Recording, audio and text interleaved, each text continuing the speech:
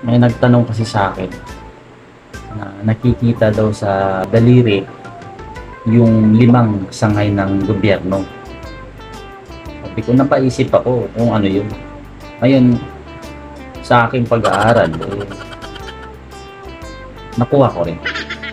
At ito'y paliwanag ko sa inyo kung ano ang naging sagot ko sa tanong nila, no?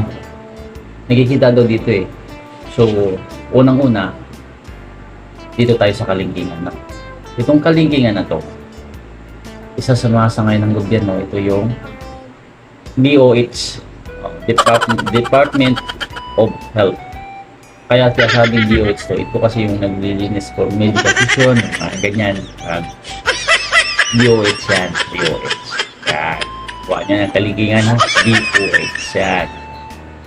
Ito naman, pangalawa. Ito naman, Finance. Department of Finance. So kaya sinasabing finance to, ito yung may singsing. Ito nilalagay yung singsing. Kaya pag wala kang pera, pwede mo isang magkakapera ka rito. Kaya finance. So nakuha nyo na, ang pangalawa, ano? Ito naman yung pangatlo. Ito naman yung DILG. Department of Interior of Local Government. DILG. Kaya sinasabi DILG dito kasi ito yung lumalabas-pasok sa mga lugar na kailangan na bigyan ng tulong. Yan. DILG yan. Ito yun. Ito nakuha mo na. Ito naman yung pang-apat. Apat, nasangay ng gobyerno. Ito naman ang DepEd. DepEd. Department of Education. Ito yun. Kasi ito yung nagtuturo ng mga bata.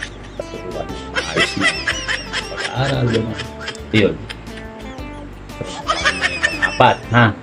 Ito naman yung pang-5. Ito yung pang-5 na to, ito yung Supreme Court. Yan. Kuha nyo na, no? Ito yung Supreme Court. Supreme Court, kaya ito Supreme Court kasi ito yung nag-approve ng mga kaso na nagpa-file ng kaso. Approve.